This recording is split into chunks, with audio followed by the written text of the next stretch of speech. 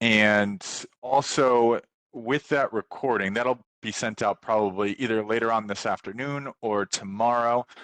Just a reminder, attached to that recording is a questionnaire. So we ask that you please fill out the questionnaire. It should take you no more than 2 minutes. So check that out. Obviously with that recording, you can always go back and reference anything covered today. So feel free to do that. Also, the chat feature is open. We will have a designated Q&A at the end, but just know that the chat feature is open. During that Q&A, if you want to take yourself off mute and ask questions, I'll allow people to do that. Completely up to you, whatever you are comfortable with, and then we will go from there. But without further ado, I will pass it off to our Insight Global team, and the floor is yours. Thanks, RJ. Thanks for the introduction and for having me. Like RJ said, I'm Imani Crosby. I am the Community and Partnership Manager at Insight Global. I have a small but mighty team, but for the most part, I'm a one-man band. So doing this content and making it available to our partners, making those relationships with organizations, nonprofits, and colleges like WGU. So let me back up and just kind of give you background. Insight Global is a staffing agency. I believe we are now #2 in the country. And I say that to say, not just, we're successful at what we do, but the content we're bringing you is, it's tried and true. Putting this together, we've gotten the stamps of approval from our highest up in the chain. And so just want y'all to go into this with the confidence that you're getting some good stuff that's going to help you along the way, that has been vetted through a lot of pipelines. So super excited to be here with y'all today. Congratulations as you approach graduation and get into the job search and into these interviews. And so big picture, what we're going to be looking at today, preparation for job interviewing, making sure you understand the terminology between staffing agencies and direct hiring, professional attire, even if you're virtual, techniques that you can utilize, do's and don'ts, following up, and a little bit of negotiation. And then we will go over the most common interview questions, both for the questions you will be asked and the questions you should be asking, because the focus here, something that we like to highlight the difference in kind of your usual interviewing content is we focus on the two-way street. So just making sure you're prepared to ask interviewing questions as well. So just to kick us off, and feel free to use the chat or come off mute. I'm going to have to find the chat while I'm sharing my screen. But if you could have any job, no limitation, no restriction, what would it be? Doesn't matter if you have the degree or not, but what would it be if you could have any job in the world? Let me see if I can find my chat window, because I can't find it while I'm sharing. HR specialist, okay. 4-day work week, right, no matter what it is, that's a good answer. What else we got? Retired, absolutely. A retired accountant, how about that, Lisa? This is really cool, it's actually popping up the chat for me. Auditor, project manager, software engineer, these are great. I love these. Well, hopefully we are getting y'all started in the right direction. Freelance IT consultant, compliance officer, these are great. Well, let's jump into some interviewing skills to get y'all started on those career paths. So the biggest thing, what you're going to hear, the pattern throughout this entire presentation is preparation. That's always going to be the key. And so main areas of preparation, researching your potential employer. Who are they? What do they stand for? Do you agree with that? The biggest thing that employers are looking for during interviews is culture fit. They've seen your resume. They know you can do the things they're asking you to do if they've called you for an interview. This is now the human experience. Who is the person behind the resume? And so looking at a program or an organization online, getting to their LinkedIn, of course, they're going to show, the best and the brightest of their organization is their LinkedIn. It's the face of the company.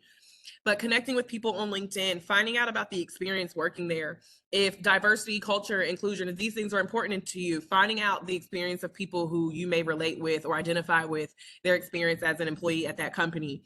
And then determining if you believe that company is a fit for you, because remember the two-way street. You need to make sure that a space where you're going to spend majority of your life, whether it's, or your majority of your day, whether it's virtual or in person or hybrid, is an environment you want to be in. And then understanding the roles and responsibilities of the job.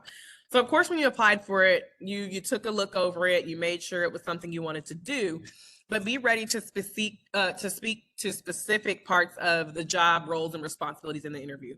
Again, you know that you're a good fit you applied for it. If they're calling you for an interview, they see you have the competencies. But think about certain experiences you may need to speak to or certain requirements of the job. So, for example, if they ask you an interview question about like a time you worked on a team or a difficulty or challenge you had, bring that back to the job. Is that an example specific to the role? Is it something you can connect? Say, oh, I know that this role may require collaboration across teams. We may have to work with the finance team. Can you get some examples, some feedback, give them some responses to their questions that relate your previous experience directly back to this role? And then having at least 2 professional references. I always say keep a third on file. But the biggest thing with your references is making sure they know in advance they're going to be contacted, because that's kind of a part of the timeline with the process. You don't want there to be any slowdown, any hiccup in that space. Number one is for the slowdown, but number two, you don't want your references to make you look bad, right?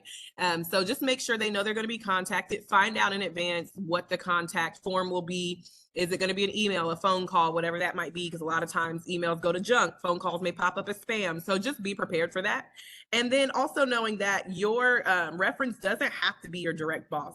If you're coming out of college like you all are, and you had maybe an internship supervisor or a professor you worked closely with, if you were a research assistant, if you have someone who could speak to your work ethic, especially in the department you're going into, that is when you want to use someone as a reference. I've used previous professors.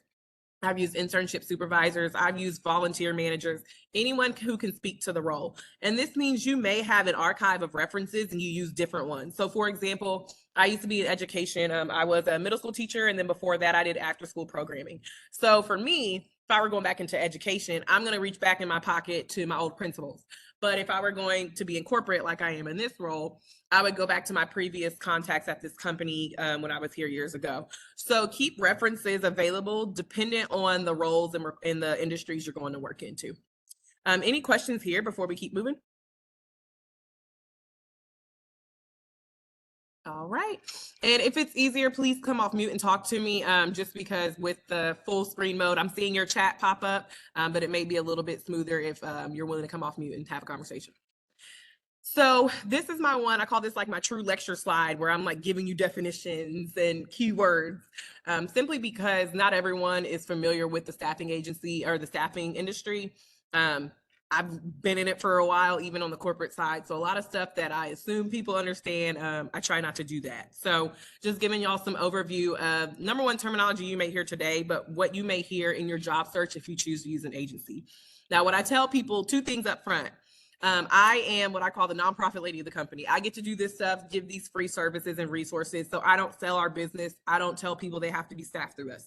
Number 2, staffing agencies cannot guarantee you work. And if they say they can, that's a red flag. Red flags usually don't change colors. So just be wary of a company saying they can guarantee you work, because that's just not how the process works. So with that being said, I'll kind of jump into the differences you'll see between agencies and direct hiring. Usually that's your negotiation, your advocacy on the front end, and discussing pay and benefits. When you're going through a staffing agency, you'll kind of lay out their must-haves, nice-to-haves, cannot have, scheduling, finances. Like you'll lay that out up front, which means they're not going to submit you to jobs that you may have to negotiate later, because you've made it clear, I won't accept 19 an hour. So they're not going to submit you for a job for 19 an hour, right? To where you'll have to have the conversation to push it. So that's the thing with staffing agencies, kind of having that advocacy from your recruiter. And speaking of a recruiter being the person who's responsible for filling a role. So staffing agency's job is strictly to get roles filled for their clients. So for example, Inside Global, it has a contract with Kaiser Permanente, to where Kaiser pays us and we do all their staffing for them. So anyone we send to work has an Inside Global W-2, they're our employee that goes on site to Kaiser, right? So in this case, we have people on a Kaiser account who are responsible for filling jobs that Kaiser gives to us. So that recruiter needs to find the best fit to fill the position on the behalf of Kaiser. Now, that is the person who may be the ones online headhunting you or having someone reach out to you on LinkedIn. That's probably going to be your recruiter. You may also hear TA or talent acquisition specialist, same thing. Hiring manager is usually the person above them, and it could be the person you're working directly with at the client. So for example, our recruiters at Inside Global work with our hiring managers at our clients to determine the needs, sell the candidates, and then have the interviews to make sure that they have the best fit. So the biggest thing why I tell people they can't guarantee you work is that even though the recruiter may bring you to the client and say, hey, we want you to interview this person, we think this is the best fit, it's the client's final decision if they want to hire you or not, which means we don't get to make that call. That advocacy piece comes into play. They'll do their best because a recruiter at the end of the day, they want to get you to hired. It comes down to just realistically their pay, the commission, that whole thing, right? It's just real life of staffing. So they're going to do their best to get you hired, but they can't guarantee that because the client makes the final say. And then when you get into an opportunity with the client, it is a very good chance it's going to be contract work. You may also hear temp or temp to hire, temporary. Basically, that just means that the job you've gotten or you've been offered has a deadline to it. There are lots of options in that space, short term, long term, or contract to hire, which means there's a deadline on it, but when the deadline is up, there's an opportunity for you to become a permanent employee. So let's go back to our Kaiser example. I am your Inside Global recruiter. I get you a 12-month contract at Kaiser. We're in month 11 of your contract. So we have conversations with the hiring manager. He says, all right, we want you to go permanent. So when that 12 months finishes, instead of you getting a paycheck from Inside Global, being our employee, having our W-2, all the paperwork and official things will be done for you to now be employed officially by Kaiser. So you will basically do just transition of paperwork, taxes, insurance, all that stuff to officially become a Kaiser employee. Of course, there are upside and downside to that. With the economy and the way things look right now, a lot of companies are not converting, but also some contracts may be ending early depending on the situation. So even if you have a contract to hire opportunity, you can't bank on that and you just want to play it safe. Usually what happens here is people ask me, are contracts good or bad? And it depends on the person. It is up to you and how you move. Project management, a lot of people love contracts because it's like, I do the project, it went well, I got paid, I move on to the next one, right? If you would like to be in a consultant space, to show that I've done multiple kinds of work in this world, in this industry, to give you that credibility to say I'm versatile. So again, that depends on if that's what you're going for a career path or what your goals are. Now, I have anxiety and it usually is financial, and that's what I'm in therapy for. So for me, contract sounds like, holy crap, what am I going to do when it ends? So contract is not my world I live in because I crave stability. So I don't like to think, no matter how far ahead I look, I don't want to look ahead and say, this is going to come to an end and I don't know what's next, right? And of course, real world, anything can happen any day of the week, but to know that I've chosen a role that has a deadline to it, that's not my preference. Everyone is different. I think in an IT space, contracts are a great option. Again, you can get a lot of different experience under your belt. We have what we call a lot of hot candidates in the IT space that take contracts and go on to the next. But when you have a great set of credentials, it's easy to get you to contract, right? So again, up to preference. There's no pro or con specific to just contracts in general. It depends on your goals for yourself. And passed because it was faster to attain. However, it's been difficult. Yeah, that's the thing. If you're contracted, it may be difficult to go permanent, and that's when you can work with a recruiter that maybe purposely looks for you to have permanent roles. So that's another option as well, depending on the agency you work with, is having what we call it Inside Global DPAM, or direct placement, and that means the recruiter is finding you a job that is a permanent role. And so on our end, it looks different. A lot of recruiters don't like to work on those as much, the whole commission and all that thing, right? But there are still recruiters or headhunters that can help you find permanent positions. So again, it's up to you. But the biggest thing, if you're going to work with an agency or a recruiter or staffing firm, is that you speak up for yourself and say everything you need up front, because again, that's kind of where the more they know, the more they can weed out or filter what opportunities they bring for you to pursue. Any questions here? All right.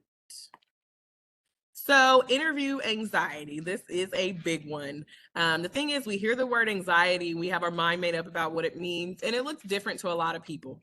The biggest thing that we kind of have to think about, the whole scientific part of it, is our bodies don't process if stress is good or bad, right? We just physically respond. Same thing for anxiety. Some people, for anxiety, it could be excitement, it could be adrenaline, they could be pumped up. Some people, it's the fidgeting, the babbling. It could be the fear, the panic, kind of that stereotype of anxiety we have in our minds of kind of just like a freak out. But it looks different to different people. And that means we have to all find our own ways to make it work, because we're going to experience it at some point.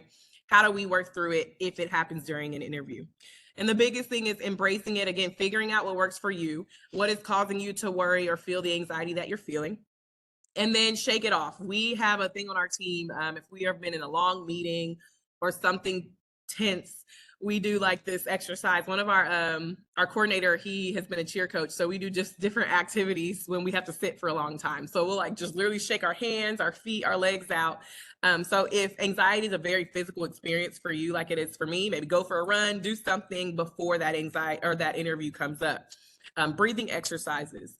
Again, back to that practice and preparation.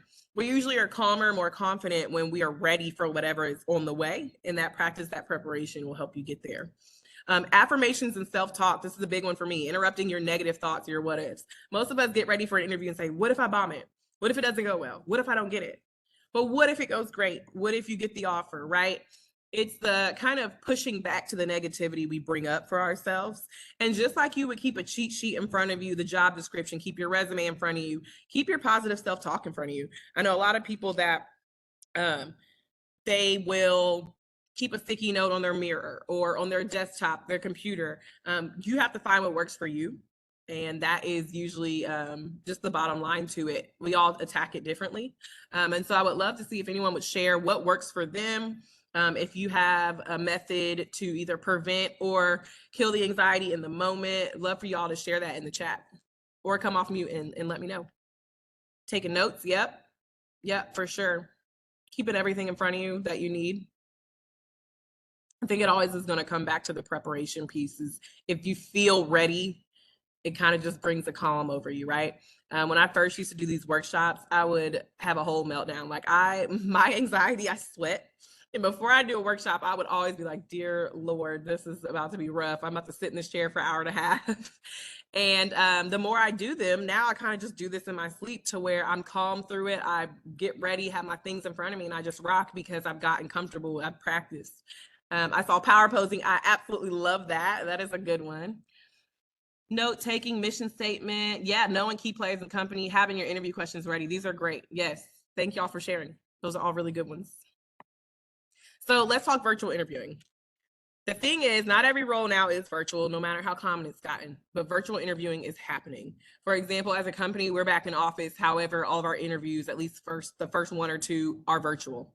And so we all need to be comfortable with virtual interviewing, or even being in a virtual space in your role. If you're taking a lot of meetings, or if you are someone who has to present a lot in a meeting, even myself doing these workshops, all this stuff here on this slide is valuable to what I am required to do a part of my role. So you want to consider these regardless of the industry or the jobs you're going for.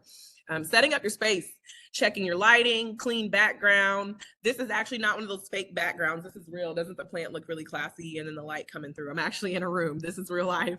But picking one of those clean cut virtual backgrounds that are simple. The biggest thing is minimizing distraction. So the background, but also the noise and the sound around you. Turning off notifications. Depending on the platform you're using, you may have it to where if you share your screen, notifications pop up. We use Microsoft Teams mostly as a company. So if you're doing anything in Microsoft Teams, it goes do not disturb on all of your Microsoft apps. But I'm in WebEx, so I had to make sure sharing my screen with y'all, I had to shut down all my Windows apps so that they didn't pop up while I'm in this other app. But also background noise or even your notifications dinging, even if they're not popping up on the screen, if you're off mute and you're sharing, all of that stuff could be heard. So just doing your best to minimize background noise. I think a big thing that happened in COVID that became so common now is saying, hey, my dog is barking in the background, right? That's kind of the one that everybody expects at this point. But I kick my dogs out when I know I have to get on screen. I send them downstairs, move a baby gate so they can't get upstairs, shut my door. But just doing your best to minimize distraction. Looking at the camera, not your reflection. And if you are one of those people where like it's just natural to look wherever like the little windows are, line it up straight in the middle of the top of your screen so that you're at least looking in the direction of your camera, or hide it. Some people just make it disappear so that they're not even tempted to look in that direction. But the biggest thing is remember you're having a conversation. I tell people all the time, you're on FaceTime, professional FaceTime call, right? If you're on FaceTime with your sister, brother, cousin, you are looking at the phone, talking to them. Same thing, same experience if you're taking a virtual interview. And then your body language. When you are virtual, all they have is the visual, the camera, whatever is in that rectangle, whatever's in that box, that's all they have. So keeping your posture up, watching your eye contact, doing the active listening cues, right? If you have to look away, making that clear. 9 times out of 10, if someone's looking away and has not informed you of what they're doing, we know obviously it's a distraction, but we usually think someone's on their phone, right? So if you know you have to look away, just communicating that, hey, I am taking notes, just so you know, if my head's down, I'm here with you. A lot of times when I do these presentations, I have more than one screen open. So I'll let people know, hey, I'm looking over here. This is my presentation. I've got y'all in front of me over here. Just communicating what's going on. Again, the preparation piece, but make sure that none of your efforts are being misconstrued or their perception is that you're not present. And having everything within your reach, preventing a reason to get up. I have a story later. I'll tell you all about it. Call with the CEO and I was not wearing the right outfit. But making sure that you are preventing any reasons to get out of your seat. Just like you would in an in-person interview. You wouldn't be up and walking around the office that you're taking an interview in. So water, resume, notes. Like we said earlier, if you keep positive affirmations, make sure the job description is near you so you can reference it. And then practice. If you are on a platform that's not your usual, that you're not the most familiar with, get familiar with it. All these platforms have free versions. So if you know in advance, especially if you're working with a recruiter, they'll tell you the method of your interview. But also on top of that, if you are working through an employer, they're going to send you a meeting link. You're going to see what platform it is when you get the calendar invite. So just get someone to practice with. If you have your recruiter, have them work with you. If not, get one of your loved ones and say, hey, I just need to set up a dummy call. I need to make sure I know how to share my screen, mute camera, change my background, do all that stuff, just to have that, again, have that calm to say, okay, I'm ready when I log in. I know where the buttons are. I know how to share my screen, do all those things. So just making sure you're prepared in the technological space. Any questions here? Any feedback, anything maybe that I've left off that you are you privy to, or some feedback that's helped you along the way? All right, so let's talk professional attire. What does it look like to be business casual? What do you think? Bare minimum business casual, what would be appropriate to wear?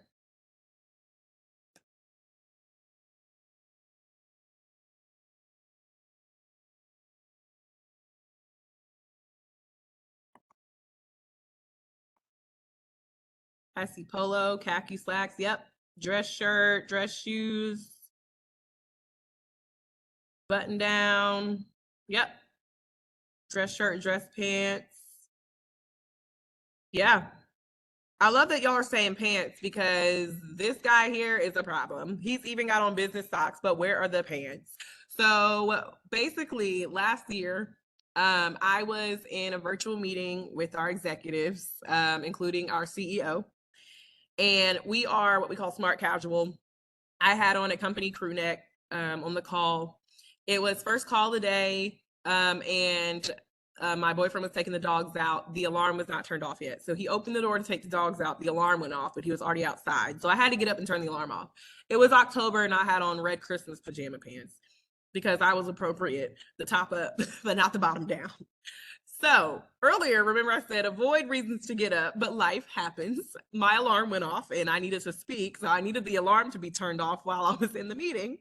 And my bottom half was not appropriate for the meeting. So just have something bare minimum. I've seen people that just wear like black leggings, pajama bottom professionals. I am definitely a pajama bottom professional. You can put that in my LinkedIn bio. But having something that doesn't have to be super formal. I know people that wear black leggings at home just in case, because it is simple, clean, like it looks like nothing, right? You don't have to have on like freshly pleated, creased, steamed dress pants, but just have something neutral on the bottom half. Of course, we got to be comfortable, especially virtual all day at home. But have something to wear, again, if anything goes left to where you have to get up, that you are dressed appropriately. So I am pretty old school when I tell people when in doubt, play it safe.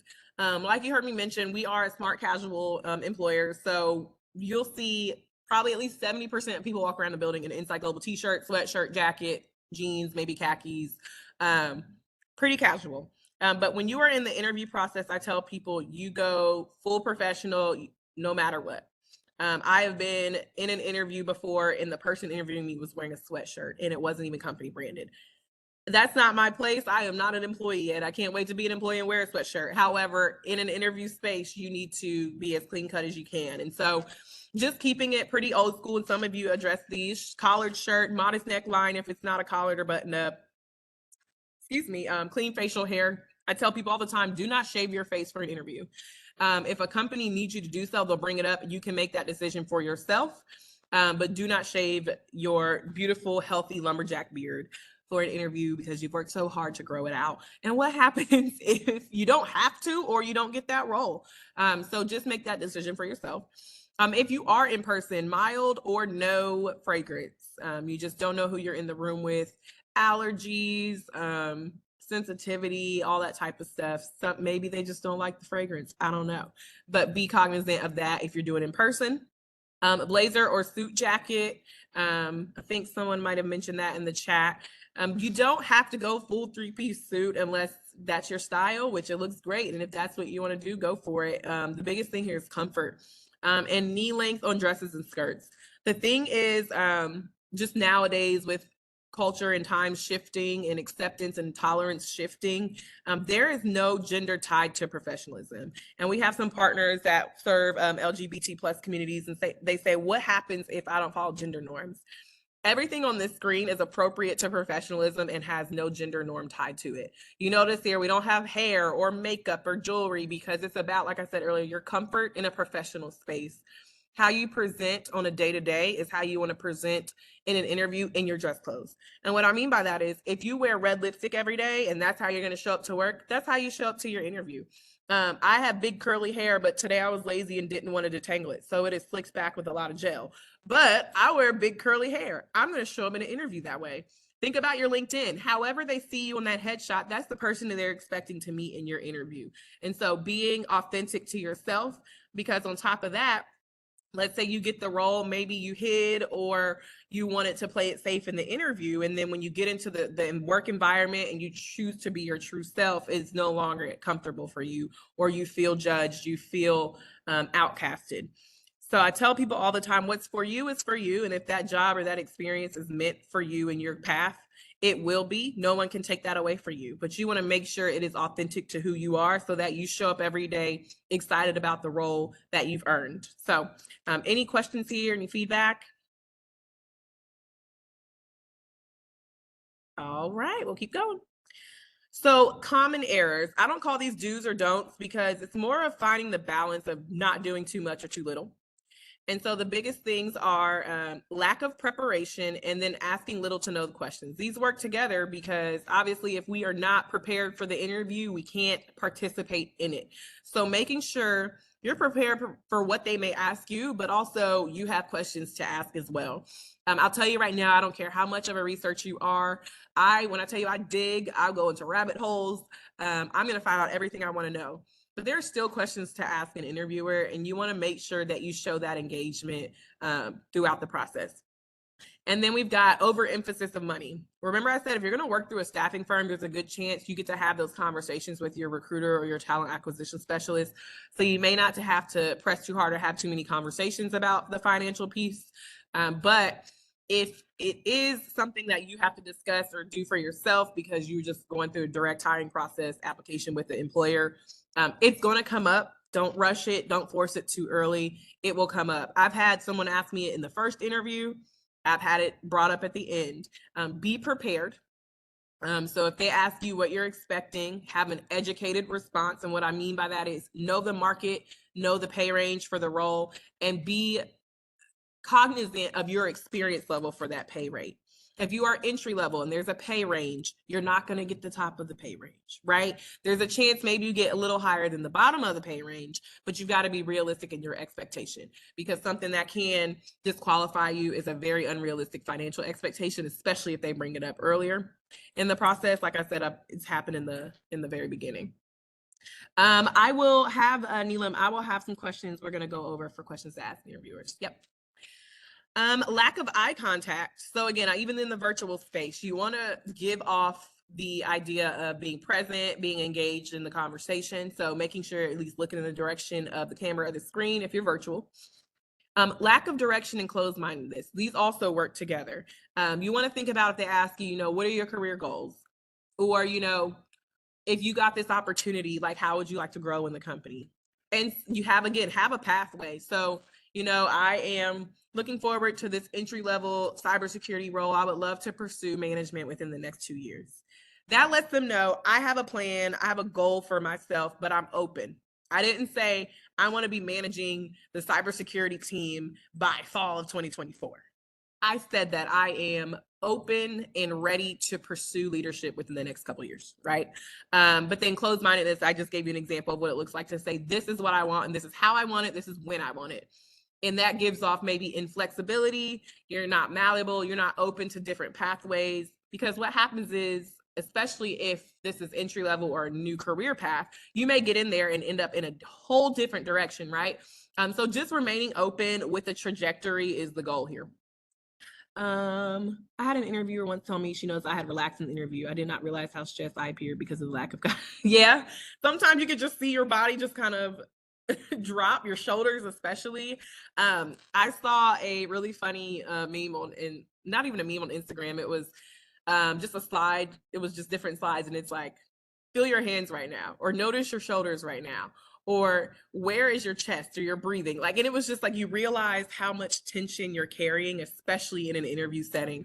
So I think that goes back to that breath piece, but also just kind of being present in yourself before you get started. I do it sometimes when I'm driving, because when I drive a long time, I get really tight shoulders. So sometimes when I'm driving, I just purposely try to drive with my shoulders down. But yeah, just taking that time to be self-aware in the interview process. You'd be surprised what you realize. So here's my small list of what actually just not to do. Obviously, don't be late, and if you are, communicate that. Here's the thing. I'm in Atlanta, Georgia.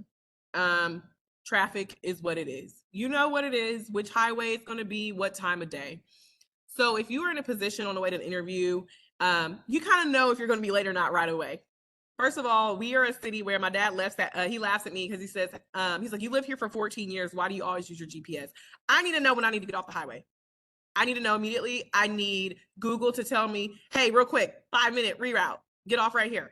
So say all that to say, it's not like you're 5 minutes out and you realize you're going to be late. You know ahead of time if you are prepared for that extra time window. And I say all that to say, especially early on, communicate if you're not going to make it on time in person, because that may change their day. It gives respect to their schedule. If they say, hey, I know you just left the house, but if you're not going to make it, like, we need to reschedule, whatever.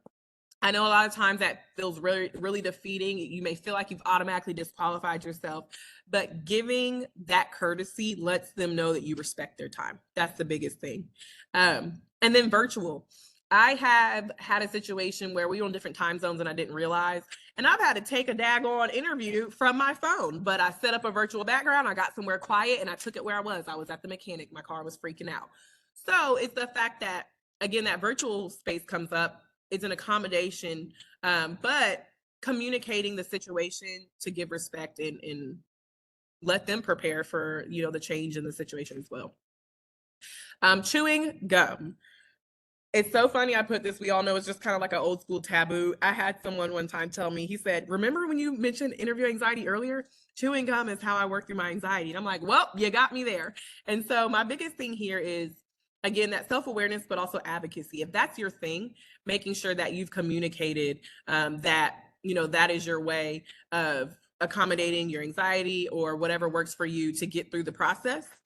And so I would just say in that space, don't have that highlighter green color that sticks out when you're talking, right? Just do your best. And again, self-advocacy there. Criticizing, bad-mouthing previous employers. The thing here is you're most likely going to be asked, especially if you're currently employed, why are you leaving your current employer? And the biggest thing here is not telling people that you're leaving because of all these things that are wrong with your current employer. You want to focus on what's going well or what is the perk of leaving. So for example, if I'm being asked why I'm leaving my employer, instead of saying, there was no diversity, I was a token, I hated the environment, I can say, I've done my research on your company. I see the value add you guys put in culture and inclusion. You put your money where your mouth is. You guys have invested in DE&I, and that is something that I would like to prioritize in my workplace. So instead of saying, I hate it here, I said, you guys do some great things that I want to be a part of. The focus in answering that question is the perk of the new employer versus the lacking of where you currently are, right? No cursing. I have 5 brothers. I am a sailor just because of the home I was raised in. You don't know that on this workshop because it's not appropriate. Something that has come up before is when an interviewer curses. It's up to you how you take that. Some people take it as, wow, they're comfortable. This is cool. Others take it as unprofessional. It's up to you how you perceive it. But if you are a sailor like myself and someone is cursing on the other side of the table, like I said earlier, you keep it buttoned up, you keep it fully professional. In some twisted way, it could be a test, but you make sure you keep it all together until you get your foot in the door to that open space of F-bombs all day. Depends on where you're headed. But cursing, I just don't believe there's a place for that in the interview process. Interrupting, rambling, and dominating. That is, remember the two-way thing here, right? They're going to ask questions that you need to answer, but remember you have questions as well, and you want to get to know the employer just as much as they're trying to get to know you. I always wonder how I'm supposed to word my question to that is. Yeah, sometimes the employer is just really bad, but what do you say? Instead of everything wrong with them, what is this new employer going to offer you that you're not going to have? And it's really like, I see you value XYZ and so do I, and I really look forward to an employer that I'm on the same page with. Right? It's that simple, instead of saying they suck at this. What is the purpose of references? After all, we are providing names of those things. We'll say nice things about us. The thing with references, I think it's, again, one of those old school things, but also depending on what you're going for, the references could be limited. So yes, we pick the best person, right? But what if they say we need, so I'll back up. For example, when I was teaching or going into education, first of all, it's very interesting. They say that your references have to come from your current boss. So number one, I had to tell my boss, hey, I want to leave. I want to become a teacher. That's nuts already. Thankfully, she's incredible. She supported it. But if they say your current boss, I don't get the luxury of picking someone who I know will say great things. I'm just going to have to hope my current boss is going to say great things. Also, they usually ask a few short questions of confirming that everything you reported to them is correct. So did they have this role? Were they there this long? Are they hireable in your opinion? Would you hire them again? So yes, for the most part, we get to pick the best people that speak the best about us, but there are sometimes parameters around that for them to get objective information without, you picking the best response. And so again, I think it's a little old school, but that's just a little bit of background to it. Anything else on the what not to do's before we continue? All right, so follow up. Thank you email, always. Even if you have a recruiter and you're going through a staffing firm, they will get the message sent out, but you want to make sure you send out that thank you email.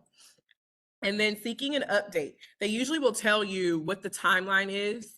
If they don't say that in the interview, that is one of the main questions you need to ask. If the interview is wrapping up and y'all are asking questions, or you're asking questions and they have yet to give you a timeline for response or for next steps, that is the number one question you need to ask. And then if they give you that timeline and you haven't heard anything, you want to make sure that then you reach out to your contacts. So usually recruiter. And then if they've given you a timeline and you're doing that process yourself without a recruiter, give them until after the timeline's complete before you follow up again. But also check your spam and junk mail when you're waiting on responses. I've had that happen years past. It was an employer years ago. I was really, really excited about the interview process, and they kept telling me there was a timeline we'd hear back, and I was not hearing back. And I checked my junk mail. It was all in my junk mail. So they're probably thinking I'm crazy and I don't read, because their responses, their follow-ups were coming to my junk email. So follow timelines, do your best to make sure you've gotten all your forms of communication where you can get the information, get the follow-up, and then reach out if that timeline has passed. References if required. So the good thing is if they're asking for your references, that's usually the finish line, which is great to hear, unless somehow your reference bombs it for you. Again, make sure your references know they're going to be reached out to. Make sure they are aware so that it does not slow or hurt your process. And seeking feedback.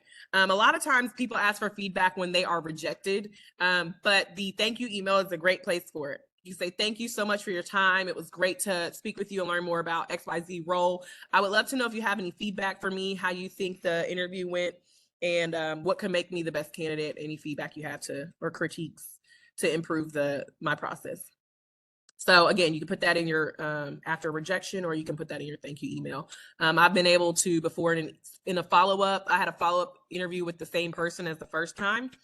And I was able to ask her, like, hey, I'm wondering, what you feel about where I lie with my credentials and being a candidate. Do you think I'm on par? Do you have any concerns about my skill set or my ability to do the role? And she gave me some great feedback. So, all right, let me see. Questions about being self-employed when asked about an employer. I'm not sure what you mean by that, Angela. Can you clarify for me? Someone was laid off. How could they expect a good reference from their former employer? Well, the thing is, layoff is out of your control. So it's not that you're a bad employee. And my biggest thing there, especially if you need to get contact to them again, is LinkedIn. So, Angela, you are self-employed. That's another way, LinkedIn as well, especially if you have employees when self-employed who can speak to your success in your role. Also, keeping your own kind of like success or rap sheet. What do you do well? Any metrics? So if you're self-employed, how are you performing? How is your business performing? Self-employment means you're going to have to come with metrics because, of course, you're going to say you're great at your job. But that also comes to, like I said, back to LinkedIn. LinkedIn has a feature now where people can endorse you. So basically, I can go on LinkedIn and say, I am a great workshop facilitator. But then people like you, or even, for example, when I was trained on LinkedIn, their director of social impact was able to go on my LinkedIn and say, I vet that Imani actually does this well, right? So think about metrics and how you can get people to speak on your behalf. And LinkedIn is a great way to do that. Good question. All right, so let's talk negotiation. Like I mentioned earlier, if you are in a staffing firm, this may be really light. You may not have to do a lot of work here because what happens is when they give you a job opening or rec, you may hear rec is a word, REQ, requisition. When you get the rec, it lays all the details, the pay, the benefits, all that stuff. The thing to note, a big part of it, if you're considering negotiation, some staffing firms, they are, for example, Inside Global, you are a full Inside Global employee if you are one of our contractors, which means your insurance, all that stuff, your benefits is an Inside Global benefit. So finding that information out is a part of your process if you are going to be using a recruiter or staffing agency. But this is a lot to focus on here if you are going through the process on your own. What I start with when it comes to negotiation is being very cognizant of pay equity. We know women and minorities have the largest pay gaps. And so a lot of times, and I can speak for myself, but I'm sure other people in the room, a lot of times we go into it thinking we have to negotiate because we got a lowball. The thing is, I think sometimes that's true, sometimes it's not. When I got this role specifically, my leadership was a Black woman and the team was all diverse. And I was pleased with my offer.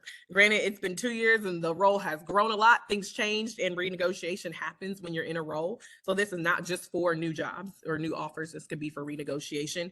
But at the time, I did not believe that I was snubbed or lowballed. They also accommodated me. I was 7 months pregnant and they made sure I had full maternity benefits. So for me, I did not feel the need to negotiate. I felt like, and maybe that was a little bit of negotiation in itself. I told them I had concerns about maternity leave and they made sure I got the full package. So I did not feel this need to negotiate, to push back. But if that comes to it, I want y'all to consider the whole offer. What is the whole offer? Something that we call it when in education in my school district, they had on our HR system was a hidden paycheck. It basically showed outside of your salary, what does it cost to employ you? So insurance, benefits, time off, retirement, 401k, all of these things technically cost money for an employer. And you think about, for example, if my job right now, I got an offer for this exact same pay to leave the company. Most people are like, why would you leave for the same pay? If my insurance was fully covered by the new employer, that's about $180 a week back in my pocket. So I say that to say, it's not just salary. If your insurance is covered, maybe you're not getting a pay bump in this new role, but you're putting hundreds of dollars back in your pocket each week that would be coming out. If you have travel remote flexibility and that's important to you, you can work from anywhere in the world. My family is in the Virgin Islands. If I knew I could just pack up and go and work at my dad's house on the beach, I would do it, right? That is a perk that a lot of people still don't have access to. Discounts and perks, tech companies, some companies, give you lots of access to different technology, discounts, things like that. So think about big picture, what it costs for them to employ you, but also what comes in and out of your pocket based off of their benefit offering. And then, like I said earlier, not doing it just because you may have heard of other people's experiences and that made you feel defensive or even offensive when it comes to negotiation. It's okay to be pleased with your offer. I do hear some people say women should negotiate no matter what. Again, it's up to you, your confidence level, the research you've done. Here's my thing: if you're going to negotiate no matter what, is like I said earlier, being educated in what you're asking for, being able to defend it, if whether that's metric, that's research, but making sure that if there's a number you're coming to the table with, you can defend it and push back educated.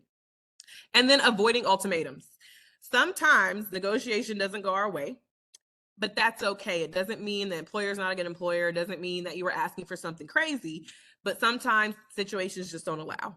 I'll give you an example. I've spent time in nonprofit before teaching, and nonprofit budgets are really tough. And what I mean by that is if they are funded by donations or especially federal funding, when the economy is affected, they are immediately automatically affected in their funding. So for example, let's say you apply for a role, it's a $65,000 role minimum and they offer you 50 and you really, really want it, but you just know that's unacceptable. So your response, your pushback, your negotiation is, hey, this was a great interview process. I really enjoy this organization.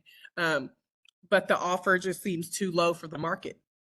And their response is, you are absolutely right. I'm sorry that this is all we can offer. The budgeting the way it is, we don't have a penny over 50.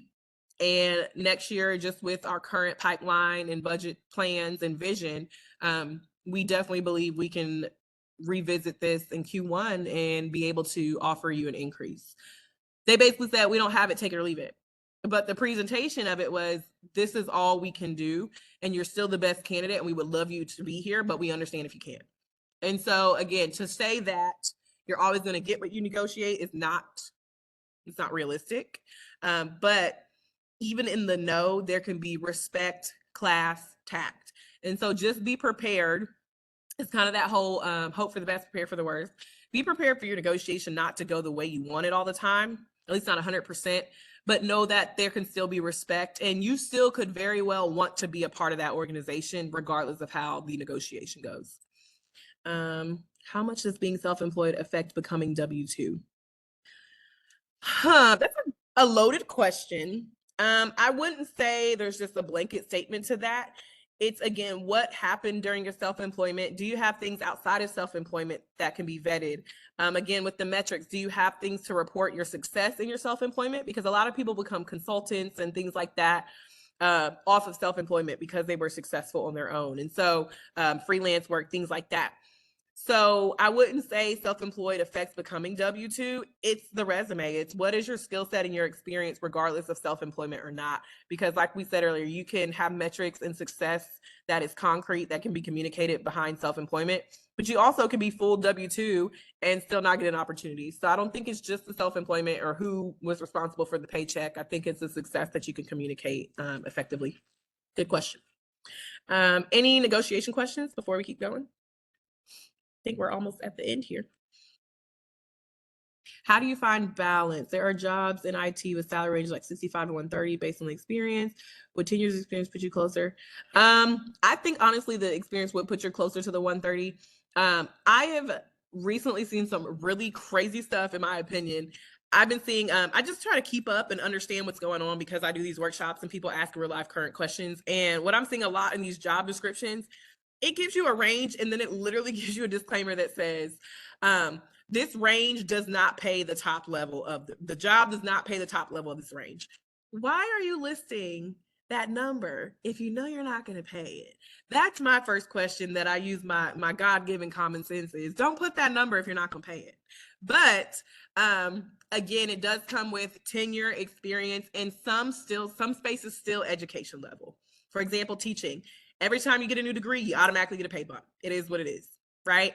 And so IT, I can't speak to the education piece, but I know I can speak to, just from experience in this industry. Our staffing bread and butter at Inside Global is mainly IT, but also having loved ones in the IT space, those certs and credentials add up. I know one of my loved ones at Dell, they have a requirement for continued education, but they also pay for it. So basically they say every year, if you want to raise, you need to get the new ITIL, or you need to get Azure or whatever.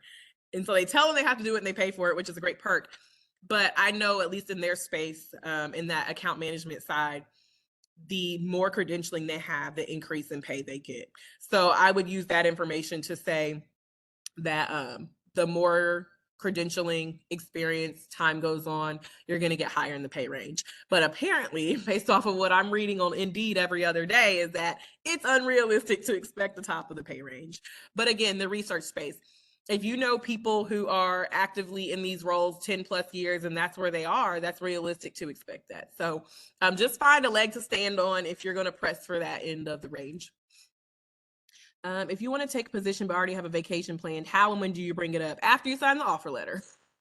And I'll tell you, I am a vacation girl. I do my best to take it when I can. The summer for me is usually booked up. I'm a firm believer to get out of the state or country. If it's your birthday, it is what it is. And so usually I have at least something lined up every year. If I'm ever in a position to take a new role, I'll let them know that after I'm offered the position. The thing with that is, depending on the company's policy, be prepared to possibly take it unpaid, but they usually will let you take it. So that's my 2 cents there. What is the process for a company like Insight Global helping candidates land a job and the contract is ending? How soon does that candidate get another role? Jason, that is up to you and your recruiter. So some recruiters, I'm not going to say some as if a lot of them are bad, but some are better than others at like planning out the end of their contracts.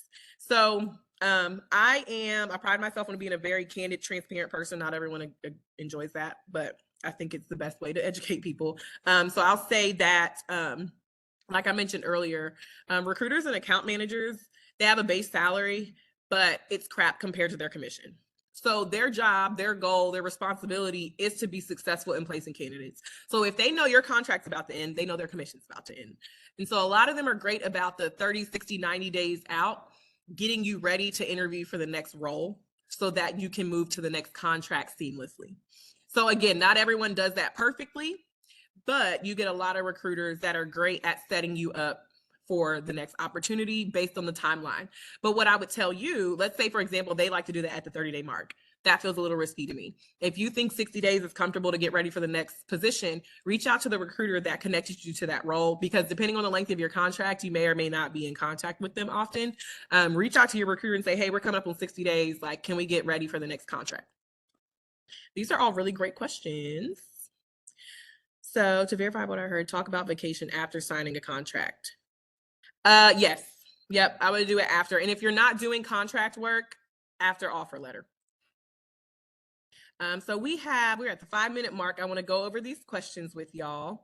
So most common that are going to be asked of you. I bet my paycheck these questions get asked to you. I don't think I've ever been in an interview and they did not ask these. So I say these very confidently. Plus, we put these in our playbook for our recruiters who are trained. So these, again, are questions that I didn't just pull out of anywhere.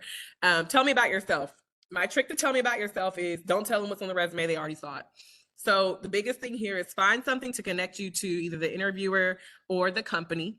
And if you find out the interviewer ahead of time, get on their LinkedIn, do a little bit of creeping. See if there's something y'all connect on. For example, I do a lot of, not interviews, but I meet a lot of nonprofits and try to offer these services to them. So for example, we had an event in Bentonville, Arkansas. I know nothing about Arkansas. Until now, I know they have the greatest coffee I've ever had. It's called Onyx.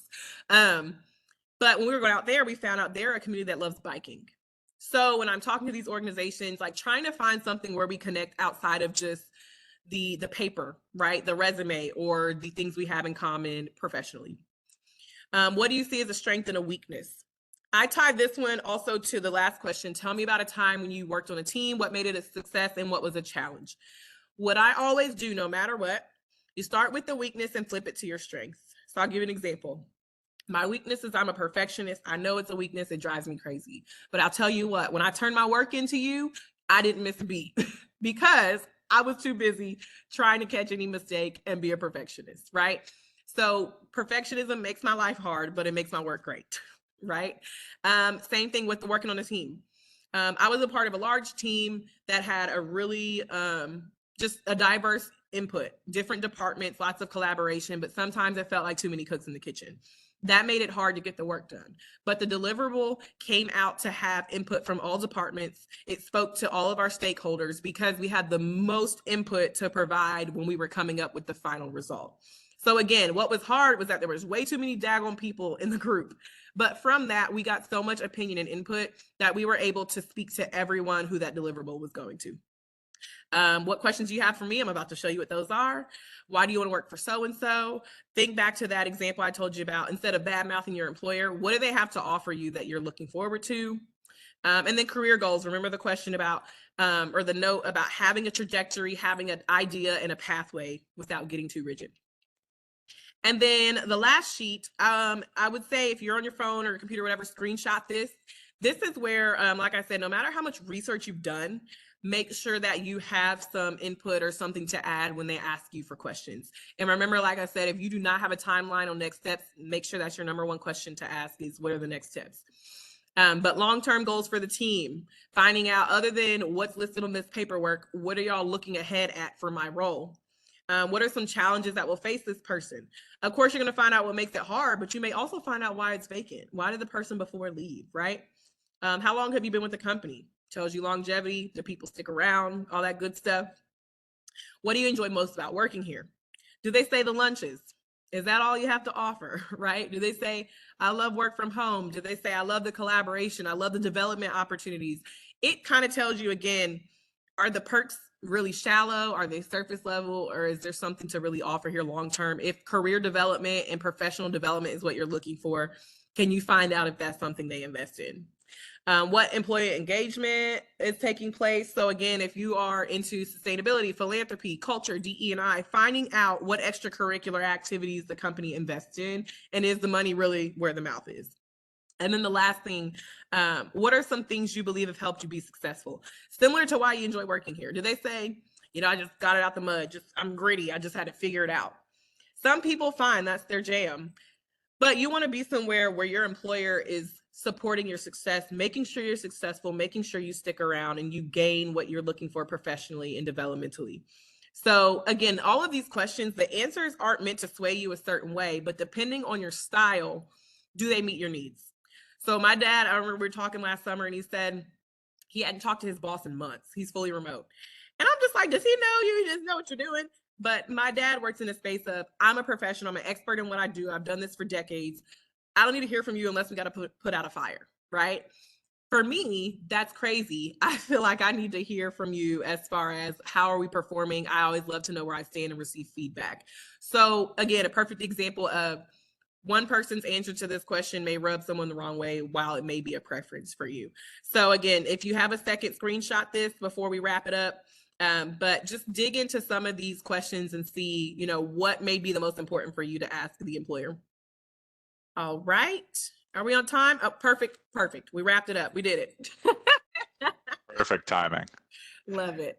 Well, thanks for having me, RJ. Yeah, absolutely. Thank you, Imani, for jumping in and talking to everyone. Just a reminder to everybody that this was recorded. So this will be sent out either later on this afternoon or tomorrow if you want to go back and reference that. But thank you again to Imani jumping in, talking about this. Hopefully everybody took something away and you learned a little bit. Thank you so much. RJ, I'll send you a link. It's a quick little survey. People tell me how they receive the content. If there's anything we do differently, and I'll send that to you if you don't mind sharing. I'll send it in the email communication out with the recording. Awesome. Thank you. Y'all have a great day. Good luck on your job search. Take care. Bye-bye.